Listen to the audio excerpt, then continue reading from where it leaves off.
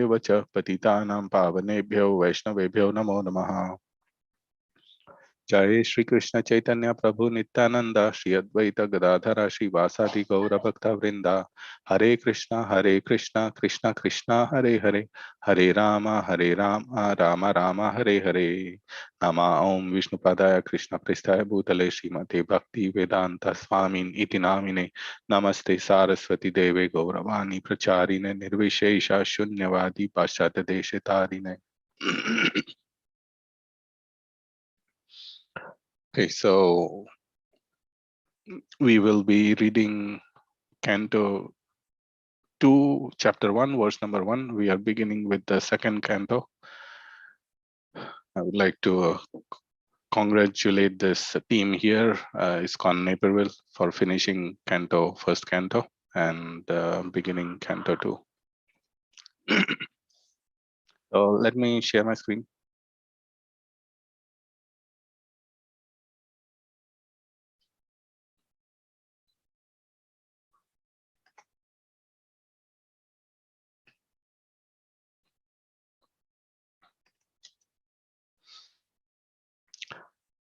So we'll go, I'll read the verses, then the synonyms translation, and then the purport, and then we'll discuss the purport briefly. Shri Shuka Vacha Variyan Eshate Prashnaha Krito Loka Hitam Nripa Atmavid Sammatta Pumsam Shrotavaya Dishu Yah Paraha. Shri Shuka Vacha Variyan Eshate Prashnaha Krito Loka Hitam Nripa Atmavid Sammata Pumsam Shrito Vyadishu Yah Paraha. Synonyms or the word-to-word meanings. Sri Shuka Vacha, Sri Sukadev Goswami said, Varyan, glorious, Eshaha, this, te, your, Prashnaha, question, Kritaha, made by you, Loka Hitam, beneficial for all men, Nripa, O king, Atmavid, transcendentalist, Sammataha, approved, Pumsam, of all men, Shrotavyad Adishu, in all kinds of hearing, Yaha, what is, Para, the supreme. Translation. Sri Sukadev Goswami said, my dear king, your question is glorious because it is very beneficial to all kinds of people. The answer to this question is the prime subject matter for hearing, and it is approved by all transcendentalists. Purport by His Divine Grace A.C. Bhaktivedanta Swami Srila Prabhupada.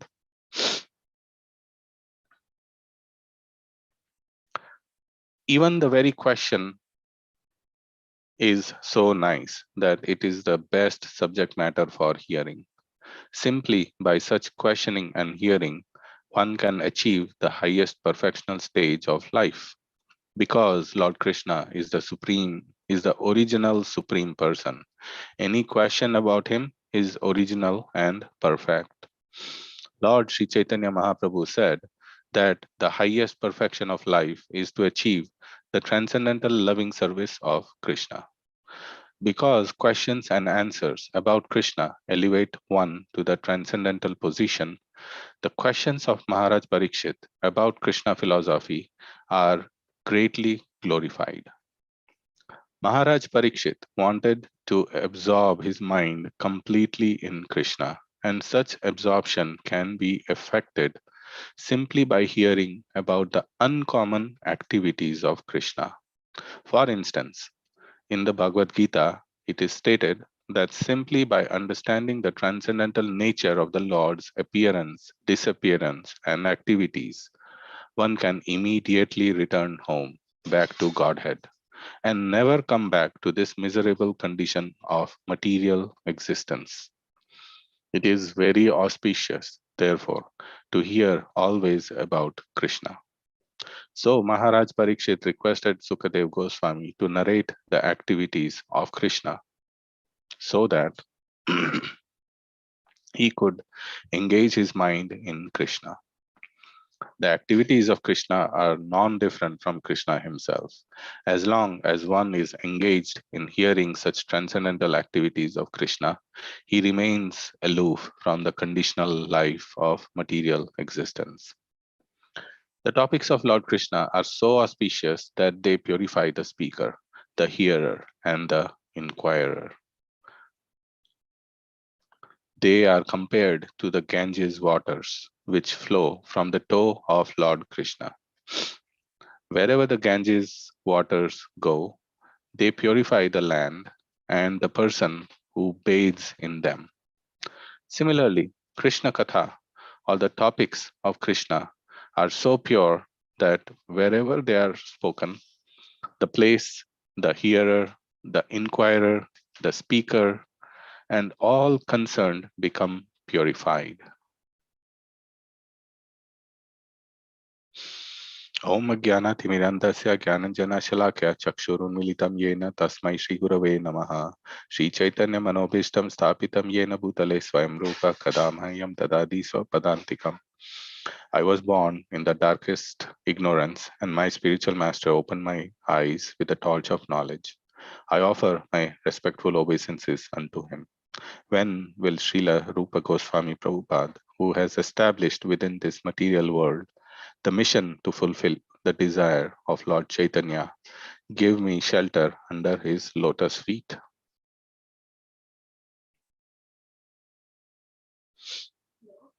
Okay, so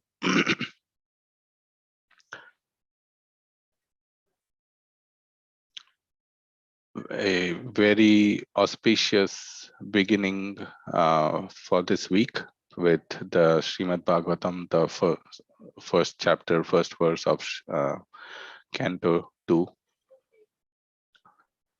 Here we see that to get some background, Sukadev Goswami is beginning to speak. In the previous canto, the last chapter, we saw that Sukadev Goswami appeared where Maharaj Parikshit was sitting and had decided to fast until death.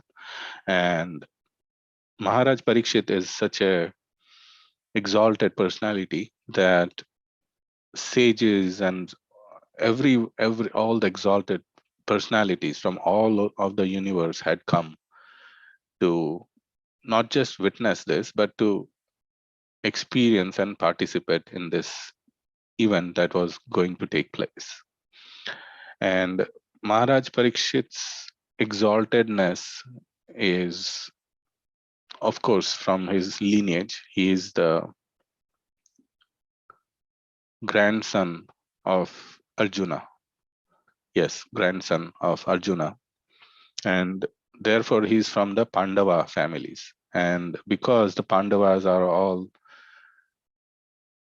devotees of Lord Krishna, Parikshit Maharaj was, by default, he was also a devotee of Krishna. Otherwise, how would he have known that?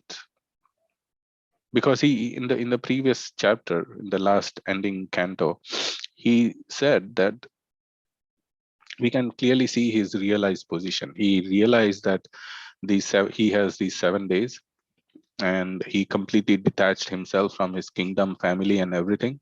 And he specifically said that the perfection of life can be had by hearing about Krishna. So that itself shows that he is a realized person. So that's what he's, and now Sukadev Goswami himself is glorifying this. Is by glorifying the question, we can say that he's automatically glorifying Maharaj Parikshit also. And we can, like Bhagavad Gita, something that comes to my mind is that Maharaj Parikshit had 7 days, and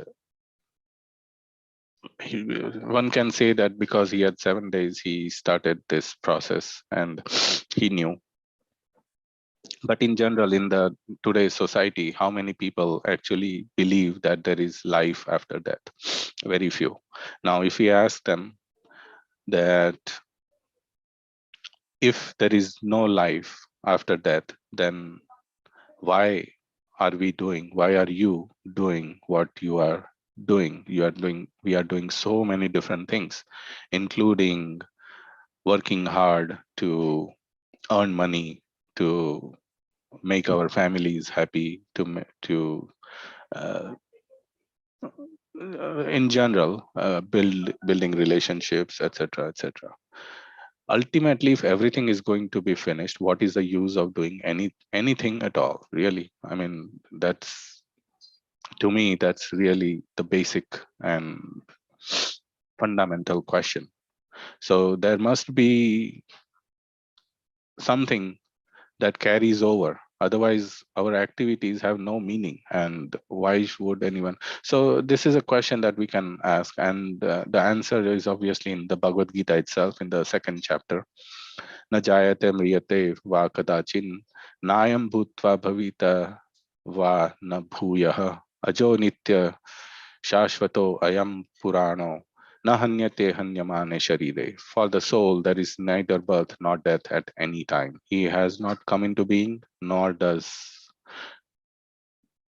not come into being, and will not come into being. He is unborn, eternal, ever existing, and primeval. He is not slain when the body is slain. So we can. This is a clear verse, and then Krishna begins Bhagavad Gita in chapter 2 with the concept of soul, and basically which talks about life after death. So our goal, like Prabhupada is mentioning here in the purport, the question is so nice that it is the best subject matter for hearing. Simply by such questioning and hearing, one can achieve the highest perfectional stage of life. So that is also one thing that we need to understand, that what is the highest perfectional state? What is the goal of life? If there is now if we accept that there is life after death, the life is not just a dot, but it's a line. So it continues. It's a big line. And that line is eternal. There is no beginning of the line. There's no end of the line. However, it continues. So if that if the life continues, then what is the goal of life? What are we supposed to aim? And Prabhupada is saying that here he also quoted 4.9. Let me. Yes, so in Bhagavad Gita 4.9, Krishna says again that Janma Karma Chame Divyam Evam Yo Vetti Tatvatah Tyaktva Deham Punah Janma Naiti Mam Eti. So Arjuna. So this is what Prabhupada is also mentioning in the purport. One who knows the transcendental nature of my appearance and activities does not, upon leaving the body, take his birth again in this material world, but attains my eternal abode, O Arjuna. And similarly, in the Srimad Bhagavatam also, it is mentioned, Nate vidu swarthagatim he Vishnum, turashaya ye bahir artha manina, andha yathandair upani yamanas, te apisha tantrayam uru damini baddhaha. Persons who are strongly entrapped by the consciousness of enjoying material life, and who have therefore accepted as their leader or guru a similar blind man attached to external sense object, cannot understand that the goal of life is to return home back to Godhead and engage in the service of Lord Vishnu. As blind men guided by another blind man miss the right path and fall into a ditch, materially attached men led by another materially attached man are bound by the ropes of fruitive labor. which are made of very strong cords, and they continue again and again in materialistic life, suffering the threefold miseries. So between these two verses, Bhagavad Gita 4.9 and Srimad Bhagavatam 7th canto, 5th chapter, verse number 31, Nate vidu swatagatim hi Vishnu. Prabhupada often quoted this verse also. We can see that we are here in the material world due to our attachment to the material things, matter, which includes everything. Uh, Matter includes our cars and homes and family, and that does not mean that we need to give up these things, but they need to be utilized in such a way that we can get out of this material world. And the way to do it is by remembering or engaging in the service of Krishna, or in this verse, Lord Vishnu. Vishnu is not different from Krishna. And another thing that this verse says is that blind men guided by, so we are generally taking guidance from other blind people, meaning other materially attached people. And to get out of this material world, we have to take guidance from someone who is out of this material world, who is a liberated person, such as a spiritual master, an authentic spiritual master. So that talks about the first part in this purport, and also, sorry, the middle part also, where Prabhupada is saying that it is very auspicious, therefore, to hear always about Krishna. So Maharaj Parikshit requested Sukadeva Goswami to narrate the activities of Krishna so that he could engage his mind in Krishna. So, as we discussed earlier, Maharaj Parikshit is a devotee, and coming from the Pandava family, he was naturally situated such that he had that consciousness, and especially during the end of his life, he wanted to set for himself, he wanted to do, and also set an example for the rest of us, that one should live a Krishna conscious life. Like Maharaj Parikshit, even though he was a king, he did not live a life of a mendicant, meaning he did not give up anything. In fact, he ruled with valor. He ruled with religious principles. He was a very strong ruler. But now, at the end of life, he wanted to get himself completely detached and get out of this material world. And he knew the formula, and Krishna, being situated in everyone's heart, facilitated that by sending Sukadeva Goswami right there before him to narrate the activities and talks about Krishna. Simply by hearing that, he will perfect his life and go back to home, back to Godhead,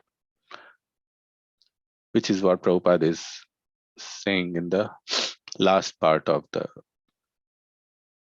paragraph purport. The topics of Lord Krishna are so auspicious that they purify the speaker, the hearer, and the inquirer. They are compared to the Ganges water which flow from the toe of Lord Krishna.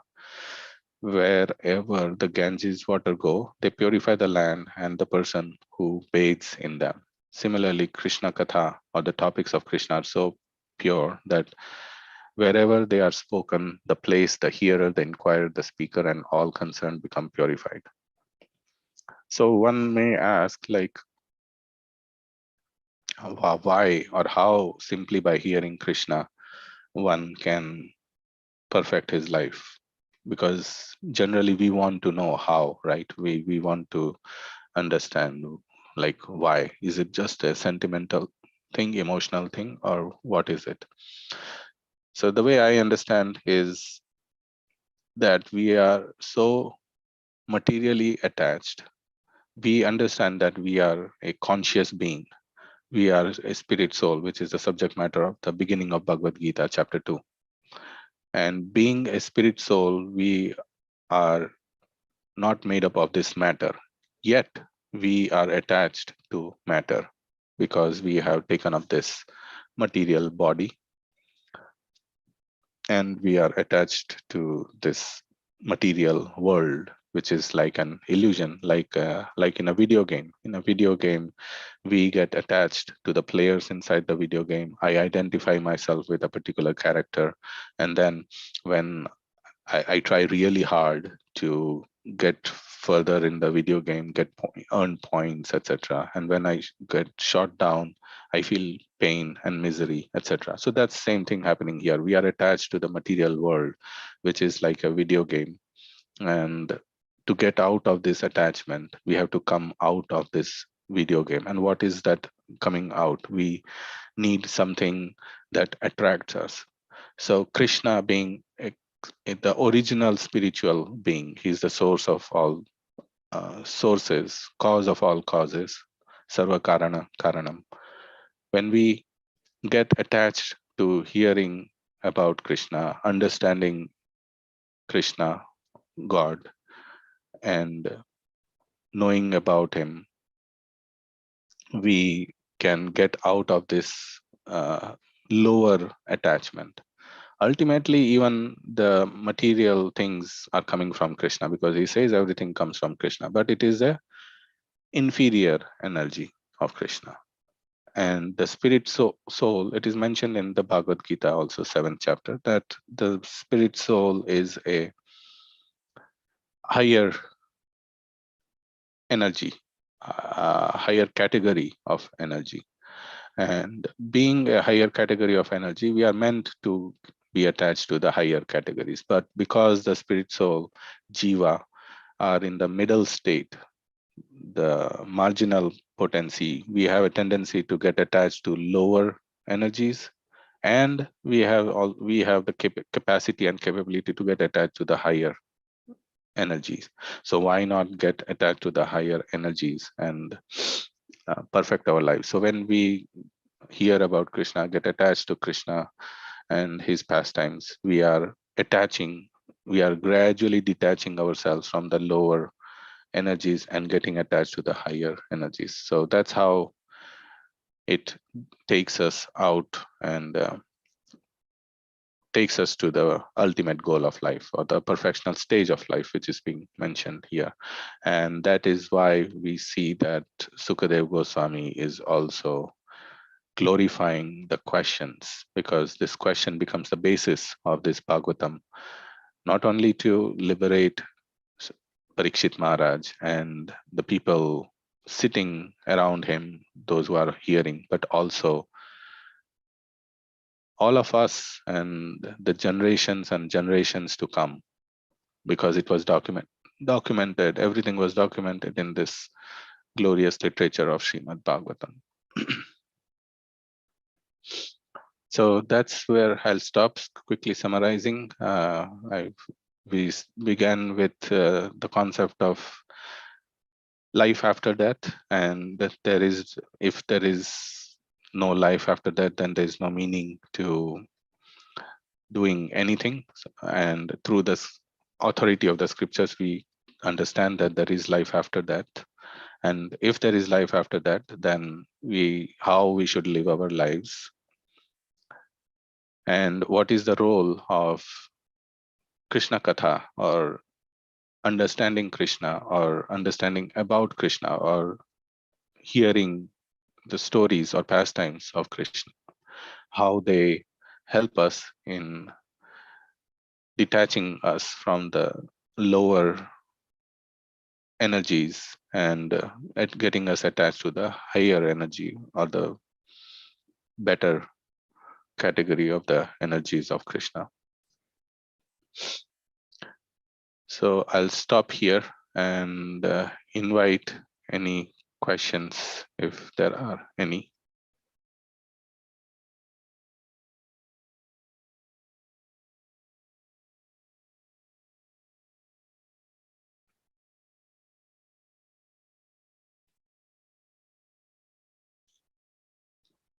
If there are no questions, we can stop here, because I have a hard stop at 8.